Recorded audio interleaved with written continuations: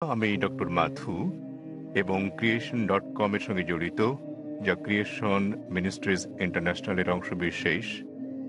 একজন চিকিৎসক হিসেবে আমি এখানে এসেছি কারণ আমি শান্তিপ্রিয় এবং যেমন আপনি বলেছেন ভেতরে বাইরে শান্তি। এখন ব্যক্তিগতভাবে যখনই আমি এবং অন্যান্য লাখ লাখ মানুষ পাপবোধ ও এর জন্য অনুতাপের পর বুঝেছি যীশু খ্রিস্ট নিষ্পাপ ব্যক্তি আমার পাপের প্রায়শ্চিত্ত করে গেছেন। তিনি ক্রুশে করে আমার লজ্জা ও অপরাধ নিয়ে গেছেন এবং আমার জন্য জীবন দিয়ে গেছেন। আর সে কারণেই আমার মনে শান্তি আছে এবং এই শান্তি এমন কিছু যা সমঝোতা এনে দেয়। আমি জানতে চাই আপনি কি আমার এই শান্তি হরণ করতে চান? এমন এক শান্তি যা সমঝোতা আনে, পারবেন এর জবাব দিতে? ধন্যবাদ। ভাই একটা সুন্দর প্রশ্ন করলেন। তিনি ডক্টর ম্যাথু, তার একটা ওয়েবসাইট এবং সংস্থা রয়েছে নাম ক্রিয়েশন।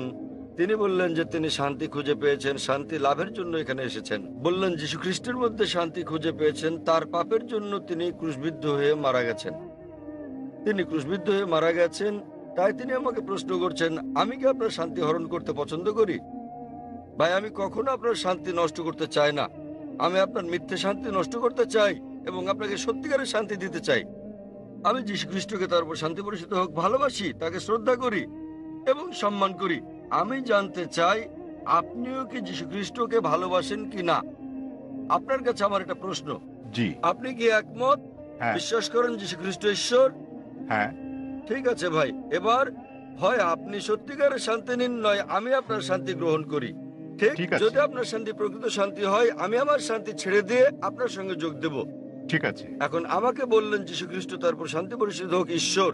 আমি চ্যালেঞ্জ করছি আপনাকে, পারলে বাইবেলের এমন একটা অনুচ্ছেদ দেখান, স্পষ্ট করে বলা একটা অনুচ্ছেদ দেখান, একটা দ্ব্যর্থহীন ভাবে বলা অনুচ্ছেদ দেখান, যেখানে যীশু খ্রিস্ট তারপর শান্তি পরিষদ হোক নিজে বলেছেন যে আমি ঈশ্বর অথবা আমার উপাসনা করো, তাহলে আমি খ্রিস্টান ধর্ম গ্রহণ করতে রাজি আছি। আপনি বললেন যিশু হলেন ঈশ্বর। মুসলিমদের যতটা সংশ্লিষ্টতা রয়েছে তাতে ইসলাম ধর্ম হচ্ছে একমাত্র খ্রিস্টান ধর্ম বিশ্বাস যাতে যীশু খ্রিস্টকে তারপর শান্তি পরিষিত হোক বিশ্বাস করতে বলা হয়েছে। কোন মুসলিম হতে পারবে না যদি সে যীশু খ্রিস্টকে বিশ্বাস না করে। আমরা বিশ্বাস করি যে তিনি সর্বশক্তিমান ঈশ্বরের অন্যতম সেরা পয়গম্বর ছিলেন। আমরা বিশ্বাস করি যে তিনি মসীহ ছিলেন, মানে খ্রিস্ট ছিলেন। আমরা বিশ্বাস করি তিনি জন্ম নিয়েছিলেন অলৌকিকভাবে, কোনো পুরুষের সংস্রব ছাড়াই, যা অনেক আধুনিক খ্রিস্টানে বিশ্বাস করে না। আমরা বিশ্বাস করি যে তিনি ঈশ্বরের অনুমতিক্রমে মৃতকে জীবন দান করেছিলেন। আমরা বিশ্বাস করি যে তিনি ঈশ্বরের অনুমতিতে জন্মান্তর কুষ্ঠরোগীদের সুস্থ করেছিলেন। মুসলিম আর খ্রিস্টানরা এখানে একসঙ্গে চলছি, কিন্তু পার্থক্য আছে। যেমনটা আপনি বললেন যে বেশিরভাগ খ্রিস্টান বিশ্বাস করেন যে যীশু খ্রিস্ট নিজেকে ঈশ্বর দাবি করেছেন।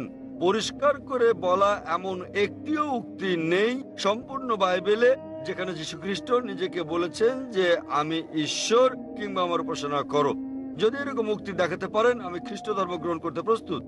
যদি তিনি না বলে থাকেন তাহলে কেন আপনারা বিশ্বাস করেন তিনি ঈশ্বর? আর কোথায় যীশু খ্রিস্ট নিজে বলেছেন যে আপনাদের পাপ নিয়ে তিনি ক্রুশবিদ্ধ হয়ে মারা গেছেন? এই শিক্ষাটা হচ্ছে পলের। আপনারা কি পলকে না যীশু খ্রিস্টকে তার উপর শান্তি বর্ষিত হোক অনুসরণ করছেন? বাইবেলের কোথাও নেই। তাই আমার প্রশ্ন হচ্ছে, যখন যীশু খ্রিস্ট কখনো বলেননি যে তিনি ঈশ্বর, তাকে ভালোবাসবেন, আপনাদের সম্মান করা উচিত। তিনি বলেন যখন তাকে জিজ্ঞাসা করা হলো, যা ছিল প্রথম উপদেশ, সেটা উল্লেখ আছে গসপেল অফ মার্ক অধ্যায় নম্বর 12 অনুচ্ছেদ নম্বর 29। তিনি বলেন, শোনো হে ইসরায়েলগণ, আমাদের প্রভু ঈশ্বর হলেন এক ঈশ্বর। তিনি পূর্বসূরি মুসা আলাইহিস সালামের বাণীর আক্ষরিক পুনরাবৃত্তি করেন। তাই আমি আপনাকে বলছি, যদি আপনি যীশু খ্রিস্টের বাণীগুলো জেনে থাকেন, যদি আপনি বলেন যে খ্রিস্টান সেই ব্যক্তি যে যীশু খ্রিস্ট সাল্লাল্লাহু আলাইহি সাল্লামের উপদেশ অনুসরণ করে, যেমন উল্লেখ রয়েছে বুক অফ এফিসিয়েন্স অধ্যায় নম্বর 5 অনুচ্ছেদ নম্বর 18, যে মদ পান করো না। এটা আরো উল্লেখ আছে বুক অফ প্রভার্বস অধ্যায় নম্বর 20 অনুচ্ছেদ নম্বর 1। মদ হচ্ছে ব্যঙ্গকারী, প্রতারিতরা এটা গ্রহণ করে। আমরা মুসলিমরা মদ পান করি না, কিন্তু অনেক খ্রিস্টানই পান করে। এছাড়াও আমরা মুসলিমরা শুকরের মাংস খাই না, যেমন বাইবেলে উল্লেখ আছে বুক অফ লেভিটিকাস অধ্যায় নম্বর 11 অনুচ্ছেদ 7 ও 8, বুক অফ ডিউটেরোনমি অধ্যায় 14 অনুচ্ছেদ নম্বর 8, বুক অফ আইজায়া অধ্যায় নম্বর 65 অনুচ্ছেদ 2 থেকে 5। তোমরা শুকরের মাংস খাবে না। আমরা মুসলিমরা শুকরের মাংস খাই না, কিন্তু খ্রিস্টানদের বেশিরভাগই খাই। যীশু খ্রিস্টকে তার উপর শান্তি বর্ষিত হোক তার জন্মের অষ্টম দিনে খতনা করা হয়েছিল। এটা আছে গসপেল অফ লুক অধ্যায় নম্বর 2 অনুচ্ছেদ নম্বর 21। আমরা মুসলিমরা খতনা করি, কিন্তু বেশিরভাগ খ্রিস্টানই তা করে না। যদি খ্রিস্টান মানে এটা হয় যে যে ব্যক্তি যীশু খ্রিস্ট ভাই সাল্লাল্লাহু সাল্লামের বাণী অনুসরণ করে, তাহলে আমি গর্বের সাথে বলি মুসলিমরা খ্রিস্টানদের চেয়ে অনেক ভালো খ্রিস্টান। তাহলে কোথায় আপনারা যীশু খ্রিস্টের উপদেশ মেনে চলেন আর বলেন যে আপনারা তার উপাসনা করেন? তো ভাই, বাইবেলের এমন একটা অনুচ্ছেদ আপনি উল্লেখ করেন যেখানে যীশুখ্রিস্ট তার নিজের মুখে দ্ব্যর্থহীন ভাষায় বলেছেন যে আমি ঈশ্বর কিংবা আমার উপাসনা করো। ডক্টর জাকির নায়েক, জি ভাই। আমার প্রশ্নটি ছিল শান্তির ওপর, এবং আমার সেই শান্তি রয়েছে। আমি কোনো কিছু প্রমাণ কিংবা আপনার সঙ্গে ভিন্নমত পোষণ করার জন্য কিছু মুখস্থ রাখতে কিংবা বলতে আসি। ভাই, আমি যা বলতে চাই তা হচ্ছে শান্তি, যা আমার বিশ্বাস থেকে এসেছে। কারণ আমরা সবাই পাপী এবং আমাদের পাপ মোচনের জন্য ত্যাগ স্বীকার করা প্রয়োজন। তবে তা আমাদের কাজের মাধ্যমে নয়, বরং এটা বিশ্বাস করার মাধ্যমে যে ঠিক আছে, যীশু খ্রিস্ট আমার পাপের প্রায়শ্চিত্ত করে গেছে। ভালো। তাহলে আপনি একমত যে যীশুখ্রিস্ট সব মানুষের পাপ মোচন করে গেছেন। আপনি কি ব্যাপারে একমত? হ্যাঁ, যারা ঠিক আছে, তাকে বিশ্বাস ঠিক করে। আছে। তাহলে ধরুন আপনার মতো একজন খ্রিস্টান যে যীশুখ্রিস্টকে বিশ্বাস করে, সে আপনার স্ত্রীকে ধর্ষণ করলো, তাহলে কি সে স্বর্গে না নরকে যাবে?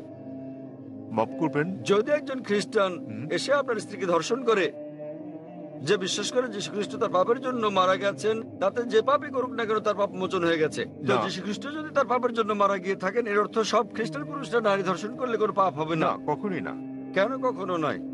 আপনি তো বললেন, যদি আপনি কোনো বলেছেন, ব্যক্তি আপনি তো বললেন ভাই, আপনি বললেন আপনার কর্ম আপনাকে স্বর্গে নেবে না, এটা আপনার বিশ্বাস। তাহলে যদি বিশ্বাস করেন যীশু খ্রিস্ট আপনার পাপের জন্য মারা গেছেন, যদি ধর্ষণ করেন, ডাকাতি করেন, যদি অন্য মানুষকে নির্যাতন করেন, তাহলে কি আপনি স্বর্গে যেতে পারবেন? সে খ্রিস্টানই নয়, যদি সে এমন কাজ করে, সহজ কিন্তু ব্যাপার। তিনি তো যীশু খ্রিস্টকে বিশ্বাস করেন, এমন খ্রিস্টান অনেককে না। আমি চিনি। এর মানে এটা ভুল ধারণা, ঠিক আছে? বাইবেলে লেখা আছে ঠিক। এমনকি শয়তানরাও যীশু খ্রিস্টকে বিশ্বাস করে, কিন্তু তারা তাকে অনুসরণ করে না। ঠিক, ঠিক আছে। তারা অনুসরণ করে না। আপনি কি যীশু খ্রিস্ট ভাই সাল্লাল্লাহু আলাইহি সাল্লামকে অনুসরণ করেন? জি। আপনার কি খতনা করানো হয়েছে? জি। তাহলে না, আমাকে খতনা করানো তাহলে হয়নি। কেন আপনি যীশু খ্রিস্টকে অনুসরণ করেন না? যীশু খ্রিস্টকে অষ্টম দিনে খতনা করানো হয়েছিল। আপনি একজন ডক্টর, জি। ঠিক? আপনি জানেন খতনা স্বাস্থ্যগত দিক দিয়ে কত সেটা উপকারী। আমার হাতে ছিল না, তাহলে সেটা ছিল কেন আমার আপনি, পিতামাতার হাতে। তো এখনো আপনি করতে পারেন, কোনো সমস্যা নেই। অবশ্যই। আপনি চাইলে সাহায্য করব আমি। 1 নম্বর পয়েন্ট। 2 নম্বরটা হচ্ছে, আপনি কি শূকরের মাংস খান ভাই? না, কেন আপনি শূকরের মাংস খান না? ওল্ড টেস্টামেন্টে তা উল্লেখ আছে ঠিক। এবং ঈশ্বর তা উল্লেখ আপনি কি করেছে। মাদক সেবন করেন? আপনি কি মদ পান করেন? না। ভালো। আপনি কি বিশ্বাস করেন যীশু খ্রিস্ট ঈশ্বর? যিশু ঈশ্বর, যিনি মানুষ রূপে পৃথিবীতে এসেছিলেন। কোথায় এটা উল্লেখ আছে বাইবেলের কোন অনুচ্ছেদে আমাকে বলেন? বাইবেলে কোন অনুচ্ছেদে? হ্যাঁ, বাইবেলের কোন অনুচ্ছেদে? কোন অনুচ্ছেদে কোথায় যীশু খ্রিস্ট নিজে বলেছেন যে তিনি ঈশ্বর? ধরেন যদি কেউ আপনাকে ঈশ্বর বলে, আপনি কি বিশ্বাস করবেন আপনি ঈশ্বর? কেউ যদি আমাকে ঈশ্বর বলে, আমি তা বিশ্বাস করব? এই বিষয়টা মনে রাখা দরকার। যীশু খ্রিস্ট কখনো নিজেকে ঈশ্বর দাবি করেননি। প্রকৃতপক্ষে আপনি গসপেল অফ ম্যাথিউ অধ্যায় নম্বর 19 অনুচ্ছেদ 16 ও 17 দেখবেন, এক ব্যক্তি যীশু খ্রিস্টের কাছে এসে বলল, ও গুড মাস্টার, কি ভালো কাজ করলে আমি অনন্ত জীবনে প্রবেশ করতে পারবো? তখন যীশু খ্রিস্ট তারপর শান্তি পরিশুদ্ধ হোক বললেন, কেন তুমি আমাকে ভালো বলছো ঈশ্বরকে বাদ দিয়ে? কেন তুমি আমাকে গুড বলছো? একটি মাত্র গুড আছে, আর তা স্বর্গের ঈশ্বর। এবং তুমি যদি অনন্ত জীবন পেতে চাও, তাহলে উপদেশ বাণী মেনে চলো। তিনি কখনোই বলেননি যদি স্বর্গে যেতে চাও তোমরা আমাকে ঈশ্বর বলে বিশ্বাস করো। তিনি কখনোই বলেননি যে তোমরা বিশ্বাস করো আমি তোমাদের পাপের জন্য মারা গেছি। তিনি বলেছেন যদি স্বর্গে যেতে চাও তাহলে উপদেশ বাণী মেনে চলো। আর এই উপদেশগুলো কি? ডাকাতি করো না, তোমরা মদ খেও না, প্রতিবেশীর স্ত্রীর প্রতি লালসা করো না। উপদেশ অনুযায়ী কাজ করলে তা তোমাকে স্বর্গে পৌঁছে দেবে। যীশু খ্রিস্ট কখনোই বলেননি যে তিনি ঈশ্বর ছিলেন। তাহলে আপনারা কেন বলছেন যে যীশু খ্রিস্ট তারপর শান্তি বর্ষিত হোক ঈশ্বর? আপনারা তার বাণী মানছেন না। আমি বলিনি যে যিশু ঈশ্বর।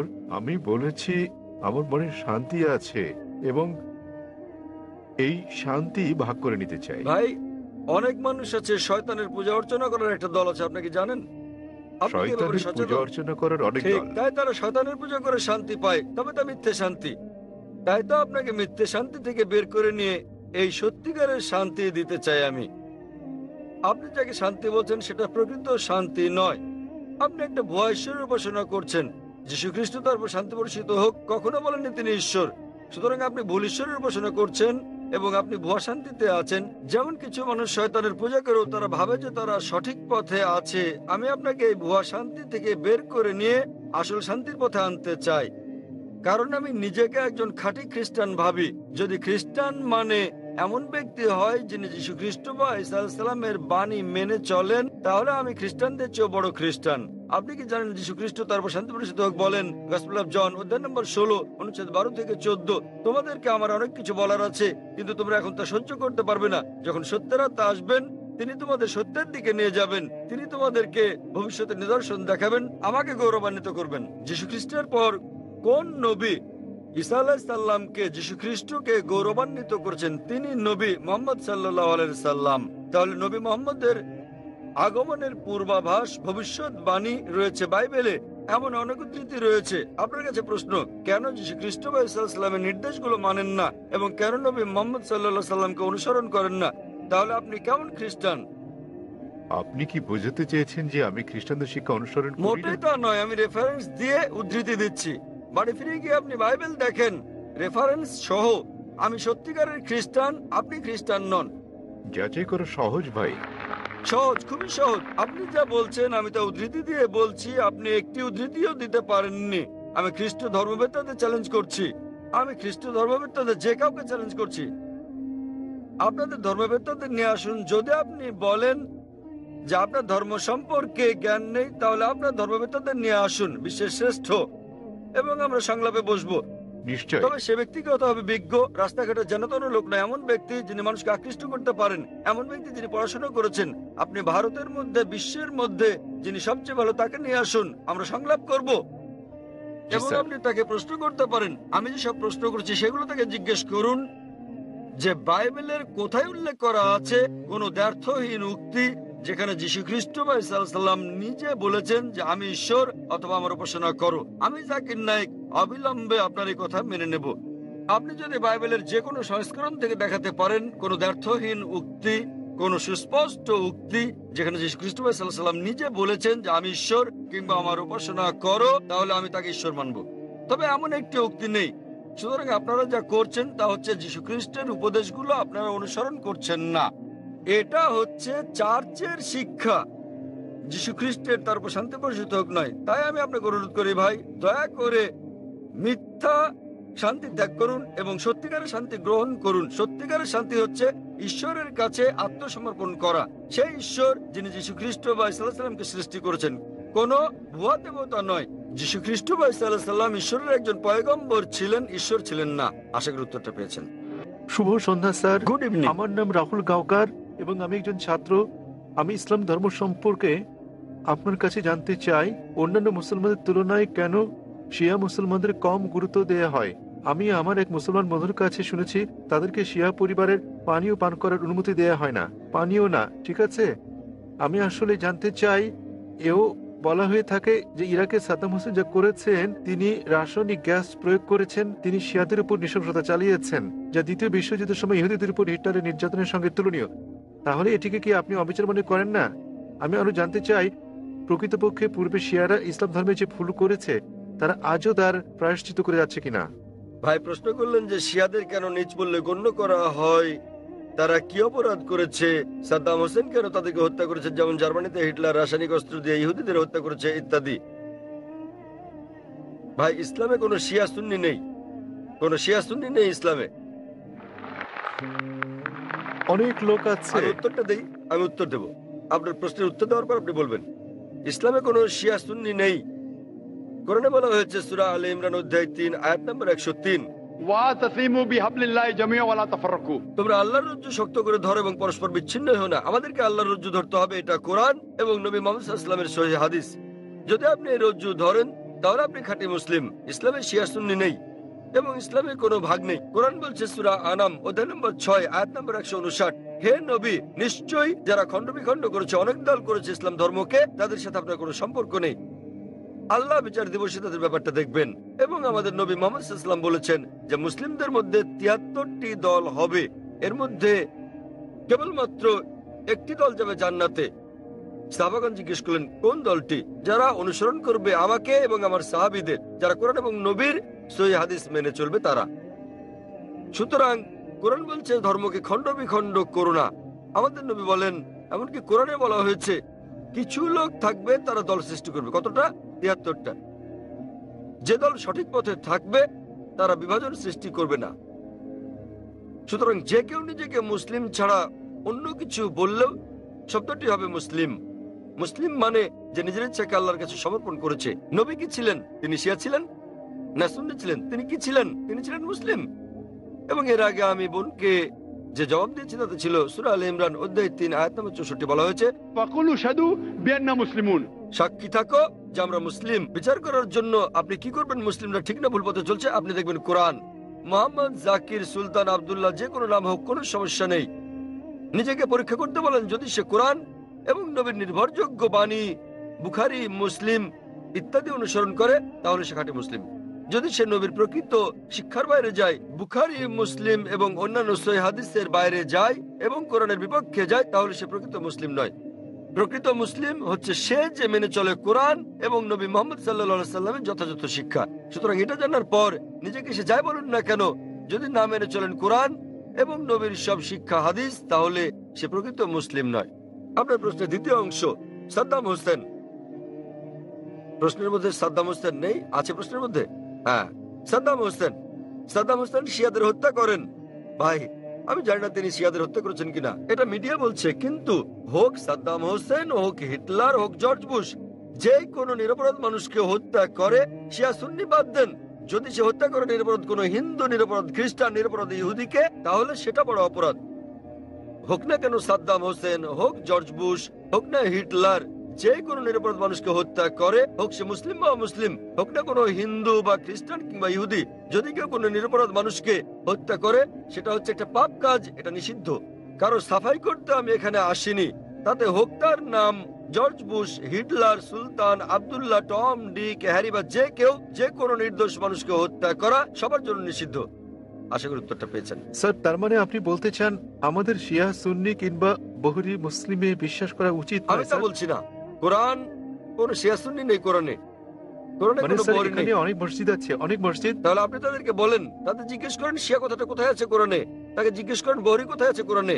স্যার, এটা আমার কলেজ বান্দ্রায়, স্যার আমি অধ্যয়ন করছি। সুতরাং তারা মেনে চলছে না। আপনাকে যা করতে হবে তা হচ্ছে তাদের জিজ্ঞেস করেন তারা কি মোহাম্মদ সাল্লাল্লাহু আলাইহি সাল্লামের শিক্ষা অনুসরণ করে চলছে, তারা কি আল্লাহ সুবহানাহু ওয়া তাআলার শিক্ষা অনুসরণ করছে। আল্লাহ কোরআনে বলেছেন সূরা আনাম অধ্যায় নম্বর 6 আয়াত নম্বর 159, যারা সৃষ্টি করেছে বিভক্তি ইসলাম ধর্মে, তাদেরকে আপনার কিছু করার নেই। ইসলাম ধর্মে বিভক্তি সৃষ্টি করা এটা হচ্ছে হারাম। তো ভালো মুসলমান হতে হলে আপনাকে আল্লাহর রজ্জু শক্ত করে ধরতে হবে, এটা বলা আছে কোরআনে। সুতরাং কাউকে আব্দুল্লাহ, সুলতান এরকম নামে ডাকলেই সে জান্নাতে যেতে পারবে না, বরং সেজন্য স্রষ্টা সর্বশক্তিমান আল্লাহর নির্দেশ পালন এবং নবী মুহাম্মদ সাল্লাল্লাহু আলাইহি সাল্লামের শিক্ষা অনুসরণ করতে হবে। ভাই, আপনাকে একটা প্রশ্ন করি, একটা প্রশ্ন। আপনি শিয়া সুন্নি নিয়ে খুবই উদ্বিগ্ন, জানতে চাচ্ছি সেটা কেন? স্যার, অনেক কিছু আমার বন্ধুরা। না না, আপনি কি ইসলাম কবুল করতে চান? তারপরে কোন দলে যাবেন ভাবছেন? স্যার, আমি মানে আমি আপনাকে জিজ্ঞেস করছি, জি আপনি কি ইসলাম কবুল করতে চান আর ভাবছেন শিয়া না সুন্নিতে যোগ দেবেন? তাই স্যার, না না, আমি ইসলাম কবুল করতে চাচ্ছেন না। স্যার, এখানে অনেক ধর্ম আছে, ইসলাম ধর্মের অনেক ভাগ আছে। কোনো বিভক্তি নেই ইসলামে। ইসলামে কেবল একটি শব্দ আছে মুসলিম। আপনাকে যে যাই বলুক, হ্যাঁ হ্যাঁ, আপনাকে তারা বলেনি যে কোরআন বলেছে। আমি আপনাকে রেফারেন্স দিচ্ছি। লোকটি আমাকে বলেছে তিনি সুন্নি, তিনি আমাকে বলেন তাকে সুন্নি হতে দিন, শিয়া হতে দিন, বহরি হতে দিন, যে কোনোটা। তাকে বলুন কোরআন বলছে বিভক্তি সৃষ্টি করো না। অধ্যায় নম্বর 6 লিখে রাখুন আপনি। এর অর্থ, অধ্যায় নম্বর 6। স্যার এর অর্থ এগুলো সব হতাশাজনক। তিনি কোরআন মেনে চলছেন না। কোরআন বলছে সূরা আনাম অধ্যায় 6 আয়াত নম্বর 159, আপনি নোট করে রাখুন যে ডক্টর জাকির নায়েক বলেছেন সূরা আনাম অধ্যায় 6 আয়াত 159 আছে, বিভক্তি সৃষ্টি করো না তোমরা।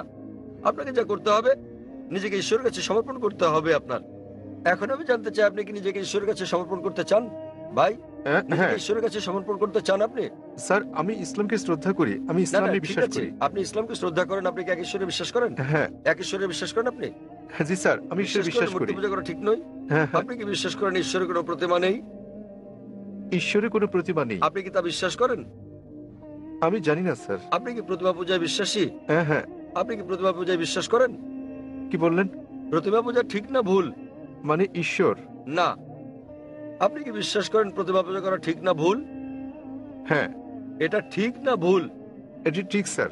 প্রতিমা পূজা করা, কিন্তু এটা তো বেদের বিপরীত। আপনাদের বেদ বলছে তোমরা এক ঈশ্বর ছাড়া কারো উপাসনা করবে না। এটা উল্লেখ আছে আপনাদের যজুর্বেদে অধ্যায় 32 অনুচ্ছেদ 3, শ্বেতার উপনিষদ অধ্যায় 4 অনুচ্ছেদ 19। न तस्य प्रतिमा अस्ति। মহান ঈশ্বরের কোনো পুতুল নেই, কোনো আকৃতি নেই, কোনো ফটোগ্রাফ নেই, কোনো ছবি নেই, কোনো প্রতিমা নেই, কোনো ভাস্কর্য নেই, কোনো মূর্তি নেই। আমি আপনাকে জিজ্ঞেস করছি, যখন আপনাদের বেদ বলছে ঈশ্বরের কোনো আকৃতি নেই, কোনো মূর্তি নেই, কোনো প্রতিমা নেই, এরপরও কি আপনি প্রতিমা পূজা বিশ্বাস করেন? জি স্যার। শিয়া সুন্নি বাদ দেন, আপনাকে জিজ্ঞেস করছি, আপনি কি বেদ মানেন, স্যার অনুসরণ করছেন কি না, ধর্ম মানেন কি না? স্যার, কারণ আমি এই ধর্মের স্যার, ঠিক তাই আমি বলছি যে এটা আমার ভুল নয় স্যার, আমি এই এই ধর্মের মধ্যে ধর্মের জন্ম মধ্যে নিয়েছি বড় স্যার। হলেও আমি জিজ্ঞেস করছি যে অধ্যয়ন করা আপনার কর্তব্য কি না। সে কারণে আপনার বেদ, আমি এই বিষয়টি অনুসন্ধান তাই আমি করছি। আপনাকে বলছি ভাই, আপনাদের ধর্মগ্রন্থ বেদে আছে, যজুর্বেদ অধ্যায় 32 অনুচ্ছেদ 3, শ্বেতার উপনিষদ অধ্যায় 4 অনুচ্ছেদ 19। এটা বলছে, न तस्य प्रतिमा अस्ति। এটা একটা সংস্কৃত উদ্ধৃতি। এর মানে সর্বশক্তিমান ঈশ্বরের কোনো প্রতিমা নেই, কোনো আকৃতি নেই, কোনো আলোকচিত্র নেই, কোনো ছবি নেই, কোনো ভাস্কর্য নেই, কোনো প্রতিমূর্তি নেই, কোনো পুতুল নেই। যদি আপনার ধর্মগ্রন্থ বলে সর্বশক্তিমান ঈশ্বরের প্রতিমা নেই, তাহলে কি প্রতিমা পূজা করা ঠিক না ভুল? ঠিক না ভুল? ঠিক বেঠিক ঠিক করার মতো এত বড় ব্যক্তি আমি নই স্যার। না না, আপনার ধর্মগ্রন্থ বলছে ঈশ্বরের কোনো আকৃতি নেই, কোনো প্রতিমা নেই, কোনো মূর্তি নেই, কোনো ছবি নেই, তথাপি ঈশ্বরের মূর্তি করা ঠিক না ভুল? কেন আমার পূর্ববর্তী ব্যক্তিগণ, মানে আমার পূর্বসূরীরা কেন এই কাজ করেছে স্যার? স্যার, আমি তাদের দোষ দিতে জি। পারি না। আমার পূর্বসূরীরা, আমার পূর্বে হিন্দু ধর্মের লোকের এটা করেছে স্যার। স্যার, আমি তাদের দোষ দিতে আমি পারি না। হিন্দুদের প্রশ্ন করছি না, আমি আপনাকে জিজ্ঞেস করছি, আপনার ধর্মগ্রন্থ, আপনার ধর্মের সবচেয়ে গ্রহণযোগ্য গ্রন্থ কোনটি? আপনি জানেন না? কি আপনি স্যার? কি জানেন আপনার ধর্মের সর্বশ্রেষ্ঠ গ্রন্থ কোনটি? স্যার, এটা মানে হচ্ছে বেদ। হ্যাঁ, তাহলে আপনি দেখেন আমার ভিডিও ক্যাসেট ইসলাম ও হিন্দু ধর্মের সাদৃশ্য সমূহ।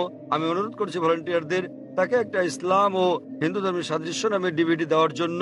আপনার কোনো প্রশ্ন থাকলে আমার সঙ্গে সাক্ষাৎ করতে পারেন, ইনশাল্লাহ আপনার সন্দেহ দূর হবে। আর আমি আপনাকে অনুরোধ করব, এটা পড়ুন, বুঝুন এবং সঠিক শান্তি খুঁজে নিন। স্যার, শেষ কথা আমি আপনাকে জিজ্ঞেস করতে চাই স্যার, মানে আমাদেরকে এসব বিশ্বাস করলে হবে না যে ইসলামে অনেক বিভক্তি আছে, যেমন শিয়া সুন্নি, এগুলো আমাদের বিশ্বাস করা উচিত নয়, আমাদের কেবল কোরআনে বিশ্বাস করা উচিত। কোরআন এবং নবীর সহিহ হাদিস ব্যাস। যে কোনো আলেম যাই বলুন, কোরআন বলছে সূরা নিসা অধ্যায় 4 আয়াত নম্বর 59, अतिउल्लाह अतिउर रसूल। আল্লাহ ও তার রাসূলকে মানো এবং অতঃপর তোমাদের মধ্যে যারা আদেশ দানের কর্তৃত্বপ্রাপ্ত, যাদেরকে এই কাজে দায়িত্ব দেওয়া হয়েছে তাদের, অর্থাৎ আপনাকে আল্লাহ এবং সর্বশক্তিমান ঈশ্বর, তার রাসূল এবং জ্ঞানী ব্যক্তিদের মান্য করতে হবে। কিন্তু আয়াতটা এখানেই শেষ হয়নি, আরো বলা হয়েছে যদি তারা কোনো বিষয়ে একমত হতে না পারে তো আল্লাহ তার রাসূলের উপর ছেড়ে দাও। যদি কেউ আপনাকে কিছু বলে, আপনি তা কোরআন এবং সহিহ হাদিস দিয়ে যাচাই করুন সেটা ঠিক না ভুল। এ কারণে যে কোনো আলেম যাই বলুক না কেন, তার কোনো মূল্য নেই ইসলামে। স্যার, আমাদের সেখানে বিষয় হচ্ছে আল্লাহ সর্বশক্তিমান ঈশ্বর ও তার বার্তাবাহক। কোন আলেম কিছু বললে তা যদি কোরআন এবং সহিহ হাদিসের সঙ্গে মিলে তো আমরা গ্রহণ করি, আর যদি কোরআন হাদিসের বিপরীতে হয় তা প্রত্যাখ্যান করি। স্যার, কোন ব্যক্তি নিজেকে মুসলিম বলে দাবি করলে আপনি তাকে বলবেন, कुल हाथु बुरहानकुम প্রমাণ দাও इन कुंतुम सादिकिन। যদি সত্যবাদী হও। সে কারণেই যখন আমি প্রশ্নের উত্তর দেই, আমি কোরআন এবং সহিহ হাদিসের রেফারেন্স দেই। যা আমি বলছি, যা ডক্টর জাকির নায়েক বলছেন, তা কিছুই নয় ইসলামে, কোনোই মূল্য নেই তার। আমি যা বলি ইসলামে তার মূল্য হচ্ছে শূন্য। যা কোরআন বলছে, সর্বশক্তিমান ঈশ্বর বলছেন, যা আমাদের প্রিয় নবী মুহাম্মদ সাল্লাল্লাহু সাল্লাম বলছেন, তা মূল্যবান। তাই আমি যা দিচ্ছি তা হচ্ছে রেফারেন্স। যারা জানেন না আমি তাদের রেফারেন্স দিচ্ছি। আমার উত্তরের ভিত্তি কোরআনের বিভিন্ন আয়াতের শিক্ষা, আমার জবাবের ভিত্তি নবীর বাণী, সহিহ বুখারী খণ্ড নাম্বার ইত্যাদি প্রমাণ হিসেবে। সুতরাং তারা যা বলেন তার মূল্য আছে, আমি যা বলি মূল্য নেই। আশা করি উত্তরটা পেয়েছেন। আমরা পুরুষদের সারির মাঝের দিকের মাইক থেকে পরবর্তী প্রশ্নটি নেব। সকলকে শুভ সন্ধ্যা এবং শুভ সন্ধ্যা ডক্টর নায়েক। আজ আমি এক মানুষ কথা বলছি মানবতার পক্ষে। এখানে ডক্টর নায়েক রয়েছেন, আমরা আপনার নাম জানতে পারি হ্যাঁ, দয়া করে? আমি চিরাগ, এবং দয়া করে আমার ধর্ম জিজ্ঞাসা করবেন না। ডক্টর নায়েক, আপনি সম্ভবত মুসলিম পরিবারে জন্মগ্রহণ করেছেন, তাই আপনি মুসলমান, তাই আপনি সেটাই অনুমোদন করছেন। যদি আপনি হিন্দু পরিবারে জন্ম নিতেন তাহলে আজ আপনার হিন্দু ধর্ম হতে পারত। এক্ষেত্রে আমি মনে করি চরম জাতি কেন্দ্রিকতা থেকে আপনি ভাবছেন আপনার ধর্ম, সংস্কৃতি, বিশ্বাস ও ধারণা শ্রেষ্ঠ, তাই আপনি বলছেন যে শিখ অথবা আর্য সমাজ বা যে ধর্মেই প্রতিমা পূজা পরিত্যাগ করার কথা বলা হয়েছে সেটি আপনি সমর্থন করেছেন। আমার মতে একই জায়গায় ঘুরপাক না খেয়ে মানবতার ব্যাপক ধর্ম নিয়ে আমাদের আলোচনা করা উচিত। কোনো মন্তব্য কিংবা যুক্তি ভাই স্যার? খুব সুন্দর একটা প্রশ্ন করেছেন। তিনি বলেছেন মুসলিম পরিবারে জন্ম নেওয়ার কারণে আমি ইসলাম ধর্ম অনুমোদন করছি। হতে পারতো আমি যদি হিন্দু পরিবারে জন্ম নিতাম তাহলে হিন্দু ধর্মই পছন্দ করতাম আমি, এবং আমি শিখ ধর্ম ও আর্য সমাজকে সমর্থন করি কারণ আমার দৃষ্টিভঙ্গির সঙ্গে তাদের মিল আছে এবং এর আশেপাশে আমি বিচরণ করছি। বরং আমার আরো বৃহৎ পরিসরে কথা বলা উচিত ছিল। খুব ভালো প্রশ্ন হ্যাঁ, ভাই, আমি আপনার সাথে একমত। 19 বছর বয়স পর্যন্ত আমি মুসলমান ছিলাম কারণ আমার পিতা মুসলমান ছিলেন। বয়স 19 বছর হওয়ার পর আমি তুলনামূলক ধর্ম অধ্যয়ন করা শুরু করলাম। এখন আমি ব্যক্তিগত পছন্দে মুসলমান। আর বিশ্বাস করেন, যদি আপনি ইসলামের চেয়ে ভালো কোনো ধর্ম আমাকে দেখাতে পারেন তাহলে আজই আমি সেই ধর্ম গ্রহণ করতে প্রস্তুত আছি। আজই। স্যার আমি মানবতার ধর্মের কথা বলছি। ভাই আমি বলবো জি জি আমি বলছি, যদি কেউ ইসলামের চেয়ে ভালো কোনো ধর্ম তা যুক্তি দিয়ে বৈজ্ঞানিক তথ্য দিয়ে প্রমাণ করতে পারেন তাহলে আমি গ্রহণ করতে প্রস্তুত আছি। আপনি বলছেন মানবতার কথা। কে মানবতার নামে গ্রন্থ রচনা করেছেন? মহাত্মা গান্ধী। কে লিখেছেন? আপনি জানেন একজন মুসলমান ভালো মুসলমান হতে পারবেন না যদি তিনি ভালো মানুষ না হন। সে কথা সব ধর্মেই বলে, ভাই, সব ভাই ধর্মে আমাকে বলে। শেষ করতে দেন। জি স্যার। আপনি এখানে আমার জবাব শোনার জন্য এসেছেন নাকি আপনার মত জানাতে এসেছেন? আমি একটি সুস্থ আলোচনা চাই এবং যৌতুক ভাই, সিদ্ধান্তে পৌঁছাতে চাই। এটা কোনো বিতর্ক প্রতিযোগিতা নয়। হ্যাঁ, একেবারে না, আমি তাহলে আমার কখনো উত্তর বলিনি। শুনুন, উত্তর শোনার পর আপনি মন্তব্য করতে পারেন।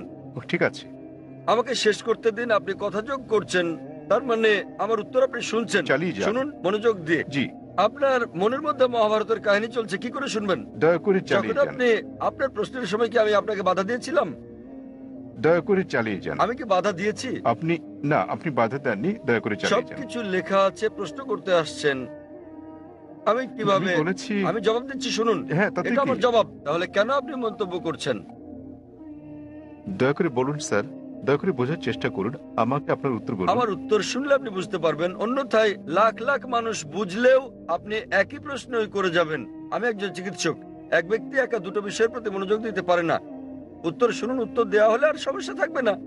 তাহলে আপনাকে বুঝতে হবে আপনি মানবতার কথা বলছেন। আপনি প্রথমেই বলেছেন আমার ধর্ম জানতে চাইবেন না, পরে আপনি বলছেন আমি মানবতার পক্ষে। সর্বপ্রথম আপনি আপনার দৃষ্টিভঙ্গি শনাক্ত করতে লজ্জিত, তারপর আপনি মানবতার কথা বলছেন। আমি আপনার কাছে জানতে চাই মানবতা নামের বইটি কে লিখেছেন? এরকম কোনো বই আছে কি? মানবতার কোনো দিক নির্দেশনা আছে? আমি আপনাকে বলছি, ভালো মানুষ না হয়ে একজন মুসলমান ভালো মুসলমান হতেই পারে না। সব ধর্ম বলে না। আমি বলার জন্য দুঃখিত যে আপনি অন্যান্য ধর্মগ্রন্থ অধ্যয়ন করেননি। আমি আপনাকে বলতে পারি, আমি উদ্ধৃতি দিতে পারি বেদ থেকে, অন্য হিন্দু ধর্মগ্রন্থ থেকে, বাইবেল থেকে উদ্ধৃতি দিতে পারি যেগুলো মানবতার বিরুদ্ধে যায়। আমি অন্য ধর্মের সমালোচনা করতে আসিনি। যদি আপনি কোনো ধর্ম অধ্যয়ন করে না থাকেন তাহলে দয়া করে এমন কিছু বলবেন না যে ব্যাপারে আপনার জ্ঞান নেই। কোরআনে বলা হয়েছে ফাসআলু আহলে যিকরি ইন কুনতুম লা তা'লামুন। সূরা নাহল অধ্যায় 16 আয়াত নাম্বার 43, সূরা আম্বিয়া অধ্যায় 21 আয়াত নাম্বার 7। আপনি তুলনামূলক ধর্ম বিষয়ের ছাত্র নন, তাই না জেনে কোনো মন্তব্য করবেন না। আমি বাইবেল থেকে উদ্ধৃতি দিতে পারি যা মানবতার বিরুদ্ধে। আমি আপনাকে চ্যালেঞ্জ করছি, কোরআন থেকে এমন একটা আয়াত বের করেন, নবী মুহাম্মদ সাল্লাল্লাহু আলাইহি সাল্লামের এমন কোন বাণী বের করেন যা মানবতার বিরুদ্ধে যায়। সুতরাং এমন কথা বলবেন না সব ধর্মে বলা হয়েছে। দুঃখিত, আপনার জানাশোনা বড়ই দুর্বল। আমি আপনাকে যা বলার চেষ্টা করছি, মানবতা মানে ঠিক আছে, আপনি কেবল স্ট্যান্ডার্ড 2-3 তে আছেন। আর আমি যা বলছি তা কেবল স্কুল পাস নয়, কেবল স্নাতক পাস নয়, বুঝতে হবে স্নাতকোত্তর পাস হতে হবে আপনাকে। ইসলাম মানে উচ্চ পর্যায়ে, কেবল মানবতার কোনো পর্যায় নেই। ভালো মানুষ না হলে কোনো মুসলমান ভালো মুসলমান হতে পারবে না। আমি আপনাকে চ্যালেঞ্জ করছি, ইসলামের এমন একটা দিক আপনি বলতে পারেন যা মানবতার বিরুদ্ধে যায়। যৌক্তিক পটভূমি, যৌক্তিক কারণ আপনার জানা না থাকতে পারে ইসলাম কেন এমন অনুশাসন জারি করলো, আর আপনি ভাবতে পারেন সেটা মানবতার বিরুদ্ধে। ঠিক যেমন আপনারা বলেন ডাক্তার আমাকে ইঞ্জেকশন দিচ্ছে, ইঞ্জেকশনে যন্ত্রণা দিচ্ছে, ওই ইঞ্জেকশন তো আপনার ভালোর জন্য। আপনারা বলেন ডাক্তার আমার পেট কেটে ফেলেছেন, তিনি তো পেট কেটেছেন আপনার জীবন বাঁচানোর জন্য। সুতরাং ডাক্তার যা জানেন আপনি তা জানেন না। যদি আমার জন্য দুটো পছন্দ থাকে, স্ট্যান্ডার্ড 2 কিংবা 3 পাস করা অথবা স্নাতকোত্তর কোর্স করা, সেক্ষেত্রে আমি স্নাতকোত্তর কোর্সই করব। কেন মাত্র স্ট্যান্ডার্ড 2-3? মানবতা ভালো, কিন্তু ইসলাম তার চেয়ে অনেক বেশি ভালো। আপনার প্রশ্নের ব্যাপারে বলতে গেলে, আমি মুসলিম পরিবারে জন্ম নিয়েছি বলে আমি ইসলামকে অনুমোদন করছি। আমি আপনাকে বলছি, আপনাকে চ্যালেঞ্জ করছি, যদি কেউ আমাকে প্রমাণ দিতে পারে অন্য যে কোনো ধর্ম, আমি প্রধান ধর্মগুলোর বেশিরভাগই অধ্যয়ন করেছি, এবং আমার মনে হয় ইসলাম সবচেয়ে যুক্তিগ্রাহ্য, মানুষের সবচেয়ে সেরা ধর্ম, মানবতার। এটাই একমাত্র ধর্ম যাতে মানবতার জন্য সমাধান রয়েছে। আল্লাহ বলেন সূরা আলী ইমরান অধ্যায় নম্বর 3 আয়াত নম্বর 19, إن الدين عند الله الإسلام। সর্বশক্তিমান ঈশ্বরের কাছে একমাত্র গ্রহণযোগ্য ধর্ম ইসলাম। আর আপনার জানার জন্য বলছি, আপনার যুক্তি অত্যন্ত নাজুক। আপনি কি জানেন আমাদের 30 জনেরও বেশি আলেমের মধ্যে যারা বিশ্বের বিভিন্ন দেশের নাগরিক, তাদের 10 জনেরও বেশি মুসলিম পরিবারে জন্মগ্রহণ করেননি? আপনি কি তা জানেন? আমি এটা উত্তর জানতে চাই আপনার কাছে, আপনি কি জানেন এই মঞ্চে বক্তৃতা দানকারী 30 জনের মধ্যে 10 জনেরও বেশি মুসলিম হিসেবে জন্মগ্রহণ করেননি? আপনি জানেন?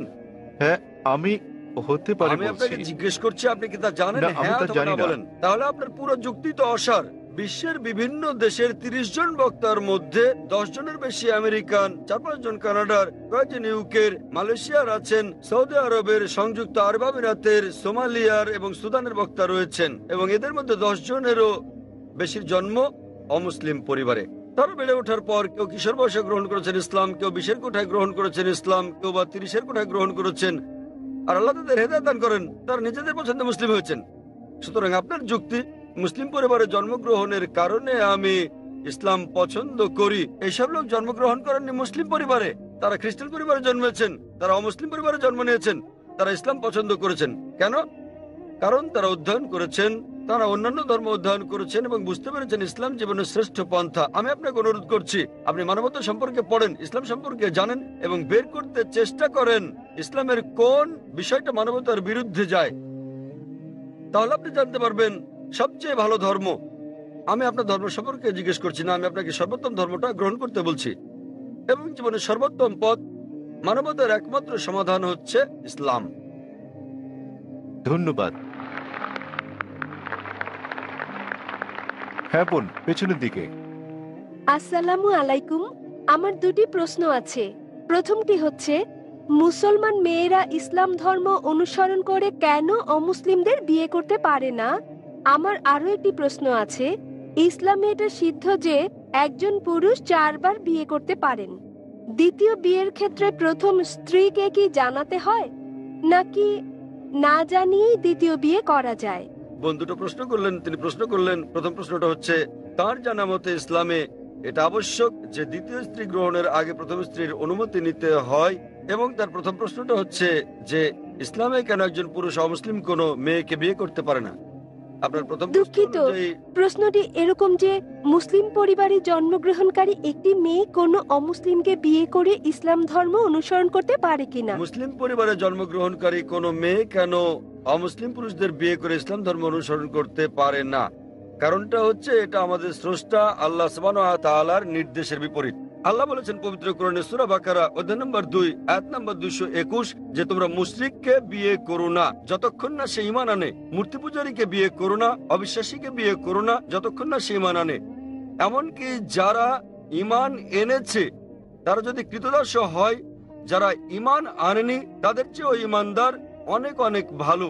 যদিও ওই মুশরিক মানুষ, ওই অমুসলিম তোমাদের মুগ্ধ করে, তবুও মানে এমনকি যদি সে বিশ্বের সেরা সুন্দর পুরুষ হয়, সবচেয়ে ধনী ব্যক্তি হয়, আর সে যদি অমুসলিম হয় তার চেয়ে একজন মুসলিম পুরুষ, সে কালো কুৎসিত কৃতদাস হলেও অনেক অনেক বেশি ভালো। একইভাবে তার বলা হয়েছে যে একজন পুরুষ কোনো নারী ঈমান না আনা পর্যন্ত তাকে বিয়ে করবে না। একজন মুসলিম নারী যদি কৃতদাস হয় তবুও সে ওই মোহনীয় অমুসলিম নারী অপেক্ষা অনেক ভালো। আর যৌক্তিক কারণটা হচ্ছে বোন যে কোনো গাড়ি বা কোনো বাহনের একটি চাকা যদি হয় বাইসাইকেলের আর অপর চাকাটি হয় ট্রাকের, তাহলে কি সেটা চলবে? স্বাভাবিক যে চলবে না। 4টি চাকার সবকটি সমান হতে হবে। এবং আপনি আরো জানতে চেয়েছেন অমুসলিমকে বিয়ে করে মুসলিম মেয়ে কি ভালো মুসলিম হতে পারবে?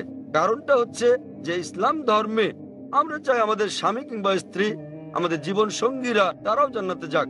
এখন স্ত্রী জান্নাতে যাওয়ার পথ খুঁজে পেল, স্বর্গে যাওয়ার পথ খুঁজে পেল, এবং সে ইসলাম ধর্ম অনুসরণ করে জান্নাত পেল।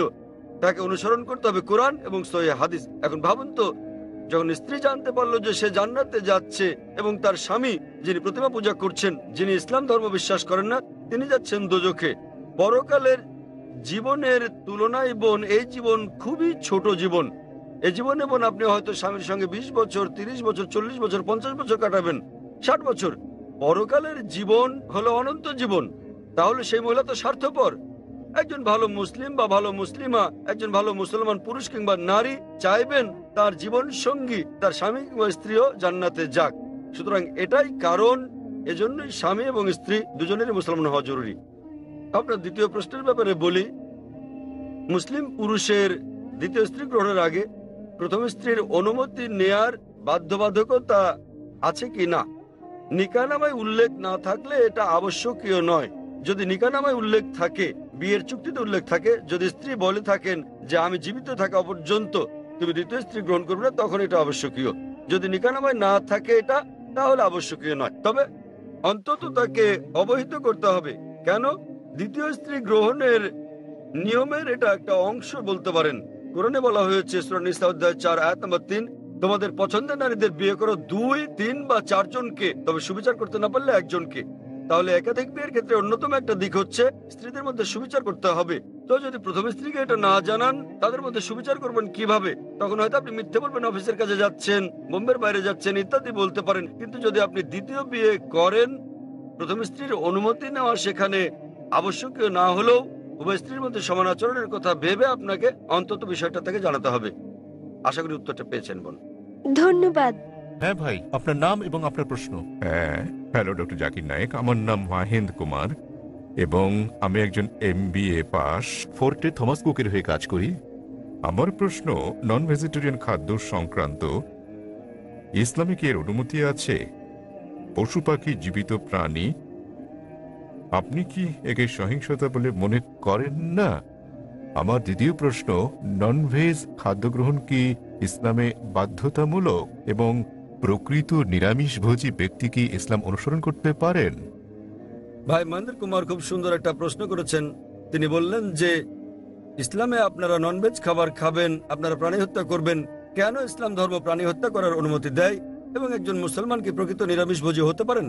ভাই, এই প্রশ্নের উত্তর দেওয়ার আগে আমি আপনাকে বলতে চাই, একজন মুসলমান প্রকৃত নিরামিষভোজী হয়েও খুব ভালো একজন মুসলমান হতে পারেন। এটা বাধ্যতামূলক নয় ইসলামে যে আপনাকে ননভেজ খেতেই হবে, এটা বাধ্যতামূলক নয়। তবে যেহেতু কোরআনে আল্লাহ বলেছেন এবং আমাদেরকে অনুমতি দিয়েছেন ননভেজ খাদ্য গ্রহণের জন্য, সূরা মাইদা অধ্যায় 5 আয়াত 1 এখানে বলা হয়েছে যে তোমরা চতুষ্পদ জন্তু খাও যা তোমাদের জন্য হালাল করা হয়েছে। সূরা নাহল অধ্যায় 16 আয়াত 5 উল্লেখ করা হয়েছে যে তোমরা গো মহিষাদের মাংস ভক্ষণ করতে পারো।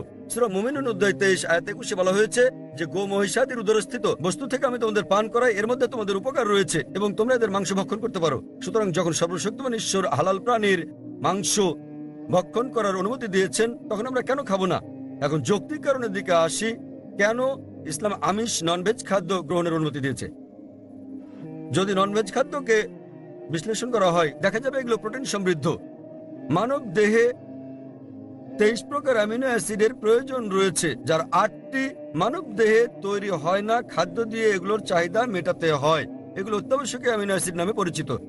এখন এই 8 প্রকার অত্যাবশ্যকীয় অ্যামিনো অ্যাসিডের সবগুলো কোনো শাকসবজির মধ্যে একসঙ্গে পাওয়া যায় না, কেবলমাত্র মাংসের মধ্যে পাওয়া যায়। সেজন্য কোনো প্রাণীর মাংস শাকসবজির তুলনায় অধিক বেশি পুষ্টিকর। এছাড়াও যদি আপনি বিশ্লেষণ করেন, যদি আপনি তৃণভোজী প্রাণীদের দাঁতগুলো ভালো করে দেখেন, যেমন গরু, ছাগল, ভেড়া, এদের দাঁতগুলো চ্যাপ্টা, এরা কেবল তৃণভক্ষণ করে, মাংস খায় না। যদি আমরা ভালো করে দেখি মাংসাশী প্রাণীগুলোর দাঁত, যেমন বাঘ, চিতাবাঘ, সিংহ, দেখতে পাবো এদের দাঁতগুলো তীক্ষ্ণ, তাদের ক্যানাইন দাঁত আছে। এরা কেবল মাংস খায়, তৃণজাতীয় খাদ্য খায় না। যদি আমরা মানুষের দাঁতগুলো বিশ্লেষণ করি, আমরা আয়নার সামনে গিয়ে ভালো করে দেখি আমাদের মানুষের চ্যাপ্টা এবং তীক্ষ্ণ দু ধরনের দাঁতই রয়েছে। যদি সর্বশক্তিমান ঈশ্বর আমাদের কেবলমাত্র শাকসবজি খাওয়ানোর ইচ্ছে করতেন, তাহলে কেন তিনি আমাদের ক্যানাইন দাঁত দিলেন? কেন তিনি আমাদের তীক্ষ্ণ দাঁত দিলেন? কিসের জন্য? স্বাভাবিকভাবে বোঝা যায় প্রাণীজ খাবার খাওয়ার জন্য, মাংস খাওয়ার জন্য। এছাড়াও যদি আমরা মানুষের পরিপাকতন্ত্র বিশ্লেষণ করি, যদি আমরা এটাকে তৃণভোজী প্রাণীগুলোর সঙ্গে তুলনা করি, গরু, ছাগল, ভেড়া, দেখা যাবে এরা কেবল তৃণ হজম করতে পারে। মাংসাশী প্রাণী বাঘ, চিতাবাঘ, সিংহ, এদের পরিপাকতন্ত্র কেবল মাংসজাতীয় খাদ্য হজম করতে পারে, তারা তৃণ হজম করতে পারে না। মানুষের পরিপাকতন্ত্র দুটোই হজম করতে পারে। মানুষের আছে ক্ষুদ্রান্ত, বৃহদান্ত্র। এটা শাকসবজি হজম করতে পারে, মাংস হজম করতে পারে, দুটোই হজম করতে পারে। সর্বশক্তিমান ঈশ্বর যদি আমাদের কেবল শাকসবজি খাওয়াতে চাইতেন, তাহলে তিনি কেন আমাদের এমন পরিপাকতন্ত্র দিলেন যা উভয় হজম করতে পারে? বিশ্লেষণে দেখা গেছে হিন্দুদের অনেকের ধারণা যে হিন্দু ধর্ম মাংসজাতীয় খাদ্য খাওয়া নিষিদ্ধ করেছে। প্রকৃতপক্ষে যদি আপনি পড়েন, মনুস্মৃতিতে উল্লেখ আছে অধ্যায় নম্বর 5 শ্লোক নম্বর 30, সর্বশক্তিমান ঈশ্বর খাদ্য হিসেবে কিছু প্রাণীকে সৃষ্টি করেছেন আর কিছুকে করেছেন খাদক। যেসব প্রাণীকে খাদ্য হিসেবে সৃষ্টি করা হয়েছে সেগুলো খেলে কোনো পাপ হবে না। মনুস্মৃতি অধ্যায় 5 শ্লোক 31 বলছে যে সর্বশক্তিমান ঈশ্বর কিছু প্রাণী বলির জন্য সৃষ্টি করেছেন, তাদের জবাই করলে পাপ হবে না। মনুস্মৃতি অধ্যায় 5 শ্লোক 40 বলা হয়েছে যে বলিদানের পশু বলি দেওয়ার জন্য অনুমতি আছে, এটা ঈশ্বরের বিধান। সুতরাং হিন্দু ধর্মে প্রাণীর মাংস খাওয়ার অনুমতি আছে। বেদ ও অন্যান্য ধর্মগ্রন্থ পড়লে দেখবেন সাধু সন্তরা প্রাণীর মাংস খেতেন, এমনকি গরুর মাংস খেতেন। মহাভারত পড়লে দেখবেন অনুশাসন পর্ব অধ্যায় নম্বর 88, যখন পাণ্ডবরা একত্রে মিলিত হয়, যুধিষ্ঠির যিনি পাণ্ডবদের বড় ভাই, তিনি ভীষ্মকে জিজ্ঞেস করেন যে কোন খাদ্য আমাদের যজ্ঞে পূজায় দেওয়া উচিত যাতে করে আমাদের পূর্বপুরুষ সন্তুষ্ট হয়। তো ভীষ্ম উত্তর দিলেন যে যদি আপনি লতাপাতা গুল্ম শাকসবজি দেন তাহলে আমাদের পূর্বপুরুষেরা 1 মাসের জন্য সন্তুষ্ট থাকবে। যদি আপনি দেন মাছ তাহলে 2 মাস, যদি তাদেরকে মাংস দেন তাহলে 3 মাস, যদি খরগোশ দেন তাহলে 4 মাসের জন্য, যদি ছাগল দেন তাহলে 5 মাস, যদি লবণযুক্ত শুকরের মাংস দেন তাহলে 6 মাস, যদি তাদের পাখি দেন তাহলে 7 মাস, যদি হরিণ দেন তাহলে 8 মাস। এভাবে খাদ্য তালিকা ক্রমশ বড় হতে থাকে।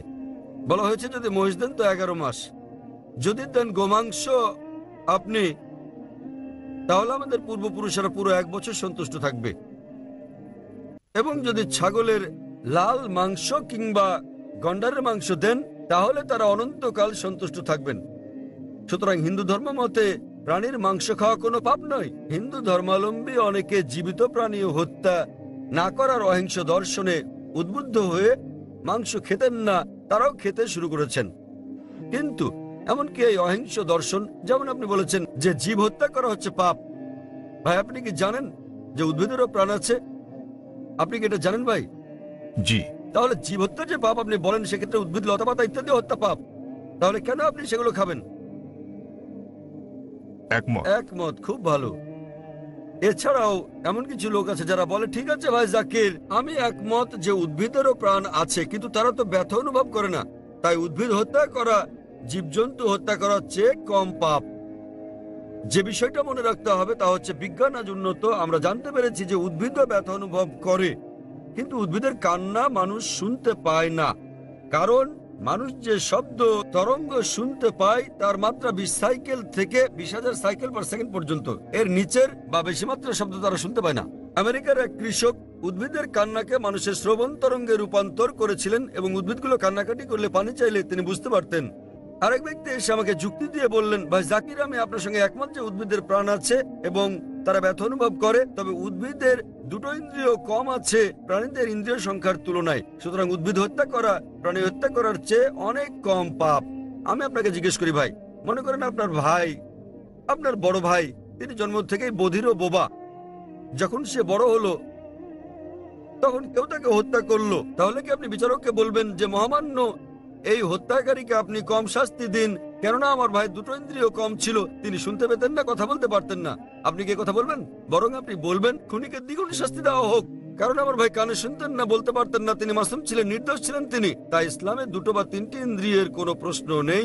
কোরআনে বলা হয়েছে সূরা বাকারা অধ্যায় 2 আয়াত 168, যেসব হালাল বস্তু দেওয়া হয়েছে সেগুলো খাও, যে সকল খাদ্য হালাল সেগুলো তোমাদের জন্য পবিত্র, সেগুলো খেতে পারো। এত সত্ত্বেও ব্যক্তিগতভাবে আমার কোনো সমস্যা নেই যদি অমুসলিমরা প্রাণীর মাংস না খায়, আমার কোনো সমস্যা নেই। কেবল তারা যখন বলে পশু পাখির মাংস খাওয়া পাপ, এক ধরনের অপরাধ, শুধু তখনই আমি জবাবটা দেই। অন্যথায় ভারতের অমুসলিমরা যদি পশু পাখির মাংস না খায় সেটা আমার জন্য ভালো। যদি ভারতের সকল অমুসলিমরা মাংস খেতে শুরু করে তাহলে খাসি গরুর মাংসের দামটা বেড়ে যাবে, তখন আমার মাংস খাওয়ার খরচটাও বেড়ে যাবে। তাই ব্যক্তিগতভাবে আমার কোনো সমস্যা নেই। আশা করি ভাই আপনি উত্তরে সন্তুষ্ট হয়েছেন। হ্যাঁ নিশ্চয়ই স্যার। সুতরাং এখন আপনি চাইলে একজন ভালো নিরামিষভোজী হতে পারেন, আবার চাইলে আমিষভোজীও হতে পারেন। মাংস খেলে আপনি আরো সুস্বাস্থ্যের অধিকারী হবেন, আপনি খেতে পারেন। তবে আপনি প্রকৃত নিরামিষভোজী হতে চাইলে তাতেও কোনো পাপ নেই। আশা করি উত্তরটা পেয়েছেন ভাই। হ্যাঁ বোন, আপনার প্রশ্ন। স্যার, আমি ডক্টর কল্পনা। আমার প্রশ্ন, ইসলাম আত্মীয়ের মধ্যে বিবাহ সমর্থন করে কি না? আপনি জানেন চিকিৎসা বিজ্ঞানে অনেক জন্মগত অস্বাভাবিকতার কারণ হচ্ছে স্বগোত্রে বিবাহ, অর্থাৎ আত্মীয়ের মধ্যে বিবাহ। বোন প্রশ্ন করলেন যে ইসলাম কি স্বগোত্রে বিয়ে নিকটাত্মীয়দের মধ্যে বিয়ের অনুমতি দেয়? জি। বিয়ে সংক্রান্ত ব্যাপারে বলতে গেলে আল্লাহ বলেছেন কোরআনে সূরা নিসা অধ্যায় নম্বর 4 আয়াত নম্বর 22 থেকে 25 যে যে সকল বিয়ে নিষিদ্ধ তাহলে আপনি বিয়ে করতে পারবেন না আপনার মাকে, আপনার মেয়েকে, আপনার মায়ের বোনকে, আপনার বাবার বোনকে এবং আপনার ঘনিষ্ঠ মাহারাম আত্মীয়দের। তবে আপন চাচাতো মামাতো বোন হলে পারবেন, কিন্তু ভাই বোন, পিতা কন্যা বিয়ের অনুমতি নেই। আপন চাচাতো মামাতো হলে অনুমতি আছে। আজ বিজ্ঞান আমাদের বলছে যদি আপন ভাই বোনে বিয়ে হয় সেক্ষেত্রে অস্বাভাবিকতার সম্ভাবনা অনেক বেশি থাকে, জন্মগত সমস্যা হতে পারে। সুতরাং সরাসরি ভাই বোন, পিতা কন্যা, মা আর ছেলে, পিতাপক্ষের চাচা, আপন চাচা, বাবার বোন ইত্যাদির মধ্যে বিয়ে হলে অস্বাভাবিকতার সম্ভাবনা খুবই বেশি থাকে। তাই ইসলাম এসব বিয়ে নিষেধ করেছে, কিন্তু আপন চাচাতো মামাতো হলে অনুমতি আছে। ইসলাম এটার অনুমতি দিয়েছে। আর বিজ্ঞান আজ আমাদের বলছে এমনকি চাচাতো মামাতো ফুফাতো ভাই বোনের ক্ষেত্রে এর সম্ভাবনা আছে, তবে খুবই কম। জন্মগত সমস্যা হতে পারে যদি দুই ব্যক্তি পুরুষ মহিলা অপরিচিত হয়, তারা যদি পরস্পরের আগে থেকেই আত্মীয় নাও হয় তবুও জন্মগত সমস্যা হতে পারে। তাহলে বোঝা যাচ্ছে জন্মগত সমস্যা কেবল আত্মীয়ের মধ্যেই হয় না, তবে সমস্যা অত্যাধিক বেশি থাকে সরাসরি আপন ভাই বোন, বাবা অথবা মা, আপন চাচা হলে। আপন চাচাতো মামাতো ফুফাতো ভাই বোনের মধ্যে সম্ভাবনা কিছুটা বেশি অপরিচিতের তুলনায়, তবে পার্থক্যটা খুবই ক্ষীণ। তবে আহমদ শাকরের মতো এরকম একটা হাদিস আছে যে হাদিসে প্রিয় নবী বলেছেন যে অব্যাহতভাবে বংশানুক্রমে আপন চাচাতো মামাতো ফুফাতো ভাই বোনের মধ্যে বিয়ে করো না। তাই বংশানুক্রমে আপন আত্মীয়দের মধ্যে বিয়ে অব্যাহত রাখলে সমস্যা হতে পারে। অন্যথায় এমনকি মেডিকেল সায়েন্স বলছে বংশানুক্রমিক না হলে সমস্যা নেই, তবে যদি আপন কাজিনদের মধ্যে বিয়ে অব্যাহত রাখা হয়, যেমন ধরেন কাজিন আবারও কাজিন আবারও কাজিন, তাহলে সম্ভাবনা কিছুটা বাড়ে। এমনিতে সাধারণভাবে কোনো সমস্যা নেই।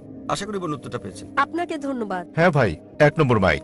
আসসালামু আলাইকুম জাকির ভাই, আমার স্যার নাসির স্যার গুরু আমাকে আপনার সঙ্গে পরিচয় করিয়ে দিয়েছিলেন।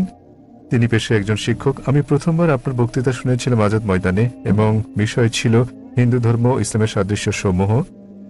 আমার নাম দীপেন শেঠ এবং আমি একটি কনস্ট্রাকশন কোম্পানিতে কাজ করি। আমার সহকর্মীদের সঙ্গে বিভিন্ন বিষয়ে যুক্তিতর্ক হয়েছে, আমরা বিভিন্ন বিষয়ে আলোচনা করেছি, এবং প্রশ্ন হচ্ছে মোঘল আমলে তারা হিন্দু ধর্মগ্রন্থ রদবদল করেছে এবং সে কারণেই ধর্মগ্রন্থে কিছু কিছু রেফারেন্স ও এই জাতীয় কিছু জিনিস দেখা যায়। এটা কি অত্যুক্তিমূলক না বাস্তবসম্মত? দয়া করে এ ব্যাপারে কিছু আলোকপাত করুন, ধন্যবাদ। ভাই খুব সুন্দর একটা প্রশ্ন করলেন যে মোগলরা যখন ভারতবর্ষে আসে তারা হিন্দু ধর্মগ্রন্থে কিছু রদবদল করে, এটা কি অতিকথামূলক না বাস্তব? আমি যতদূর অধ্যয়ন করে জেনেছি এটা একটা কল্পকাহিনী। এমন কিছু বিষয় আছে যা হিন্দুরা বলে যে ধর্মগ্রন্থে এসেছে। উদাহরণস্বরূপ হিন্দু শব্দটা কোনো হিন্দু ধর্মগ্রন্থে ছিল না আরবরা ভারতে আসার আগে। হিন্দু প্রকৃতপক্ষে একটা ভৌগোলিক সংজ্ঞা। হিন্দু শব্দটা প্রথমে আরবরা ব্যবহার করে, যখন তারা ভারতবর্ষে আসে তখন তারা বলতো হিন্দি হিন্দি। এমনকি বর্তমানেও আমি যখন সৌদি আরবে যাই তারা আমাকে বলে হিন্দি হিন্দি এসেছেন, আমি একজন হিন্দি। হিন্দি মানে এটা একটা ভৌগোলিক সংজ্ঞা সিন্ধু উপত্যকায় বসবাসকারী জনগণের, এটা কোনো ধর্মীয় সংজ্ঞা নয়। সে কারণে জওহরলাল নেহরু বলেছেন হিন্দু শব্দটি আগে দেখা যায়নি হিন্দু ধর্মগ্রন্থে আরবরা ভারতবর্ষে আসার আগ পর্যন্ত। তবে প্রশ্নানুসারে মোগলরা হিন্দু ধর্মগ্রন্থে রদবদল করেছে। 1 নম্বর পয়েন্ট, এ ব্যাপারে আমি যতদূর জেনেছি মোগলরা হিন্দু ধর্মগ্রন্থে রদবদল করেনি। ঠিক, এখন যদি আমি আপনার সঙ্গে একমত হই যে মোগলরা হিন্দু ধর্মগ্রন্থে পরিবর্তন করেছে, তাহলে সেটা বাদ দিয়ে দেন, তাই তো করা উচিত নাকি? তা আপনি যদি একমত হন যে ধর্মগ্রন্থ পরিবর্তিত হয়েছে, তাহলে সেগুলো এখন ত্যাগ করুন। আপনারা কি পরিবর্তিত ধর্ম মানতে চান? বরং সেটা মেনে চলুন যেটা পরিবর্তিত হয়নি, এই কোরআন। তাহলে যদি আমি আপনার যুক্তির সঙ্গে একমত হই যে মোগলরা ধর্মগ্রন্থে পরিবর্তন করছে, সেগুলো ত্যাগ করুন। ধরুন আপনার কাছে 2 গ্লাস পানি আছে, 1 গ্লাস বিশুদ্ধ, অন্য গ্লাসে কেউ 1 ফোঁটা নর্দমার পানি মিশিয়ে দিল আপনার সামনেই। মেশানোর পর তো আর আলাদা করতে পারবেন না সেটা, সে পানি আপনি পান করবেন না। কেন? আপনি দেখতে পাচ্ছেন না। তবে যেহেতু আপনি দেখলেন ময়লা কালো রঙের ফোঁটা গ্লাসের পানিতে পড়লো, এখন আর আলাদা করতে পারবেন না, সেটাকে আপনি পান করবেন? এই গ্লাসের পানি আপনি পান করবেন? একবার যখন আমি দেখেছি তখন আর ভালো, কারণ আপনি যুক্তি মানেন। তাহলে যদি আপনার সঙ্গে আমি একমত হই যে মোগলরা হিন্দু ধর্মগ্রন্থ রদবদল করেনি, বাদ দেন সেটা, নির্ভেজাল ধর্মগ্রন্থ নিন, কোরআন। যদি আপনি বলেন হিন্দু ধর্মগ্রন্থ সমূহ পরিমার্জিত হয়নি, হিন্দু ধর্মগ্রন্থ বলছে, আপনাকে মানতে হবে কোরআন, নবী মুহাম্মদ সাল্লাল্লাহু আলাইহি ওয়াসাল্লামকে অনুসরণ করতে হবে। যদি তারা পরিমার্জন করে থাকে তাহলে সেটা বাদ দিয়ে কোরআন মেনে চলুন। আর যদি তারা পরিমার্জন না করে থাকে, সেক্ষেত্রে এই ধর্মগ্রন্থে বলা হয়েছে আপনাকে এক ঈশ্বরে বিশ্বাস করতে হবে। আমি যার উদ্ধৃতি দিয়েছি, তাছাড়াও ধর্মগ্রন্থে আরো বলা হয়েছে আপনাকে শেষ ও চূড়ান্ত বার্তাবাহক নবী মোহাম্মদ সাল্লাল্লাহু সাল্লামকে অনুসরণ করতে হবে। আমি হিন্দু ধর্মগ্রন্থ থেকে উদ্ধৃতি দিতে পারি যেখানে মোহাম্মদ সাল্লাল্লাহু আলাইহি ওয়াসাল্লামের কথা বলা হয়েছে। আপনি পড়ে দেখবেন হিন্দু ধর্মগ্রন্থ ভবিষ্য পুরাণ পর্ব 3 খণ্ড 3 অধ্যায় 3 শ্লোক 5 থেকে 8, এতে মোহাম্মদ সাল্লাল্লাহু আলাইহি ওয়াসাল্লামের কথা বলা হয়েছে। ভবিষ্য পুরাণ পর্ব 3 খণ্ড 3 অধ্যায় 3 শ্লোক 10 থেকে 27 মোহাম্মদ সাল্লাল্লাহু আলাইহি ওয়াসাল্লামের কথা বলছে। কুনটাব সুক্তাস পড়লে দেখবেন অথর্ববেদ বুক নম্বর 20 হেম নম্বর 127 স্তোত্র 1 থেকে 14 মোহাম্মদ সাল্লাল্লাহু আলাইহি ওয়াসাল্লামের কথা বলছে। আপনি পড়লে দেখবেন অথর্ববেদ বুক নম্বর 20 হেম নম্বর 21 স্তোত্র 6, অথর্ববেদ বুক নম্বর 20 হেম নম্বর 21 স্তোত্র 7 মোহাম্মদ সাল্লাল্লাহু আলাইহি ওয়াসাল্লামের কথা বলছে। ঋগ্বেদ বুক নম্বর 1 হেম নম্বর 53 স্তোত্র 9 মোহাম্মদ সাল্লাল্লাহু আলাইহি ওয়াসাল্লামের কথা বলা হয়েছে। যদি পড়েন সামবেদ অগ্নি মন্ত্র নম্বর 64 মোহাম্মদ সাল্লাল্লাহু আলাইহি ওয়াসাল্লামের কথা বলা হয়েছে। এমনকি মোহাম্মদ সাল্লাল্লাহু আলাইহি ওয়াসাল্লামকে নাম ধরে উল্লেখ করা হয়েছে। তাকে বলা হয়েছে আহমদ, যার মানে যিনি প্রশংসা করেন।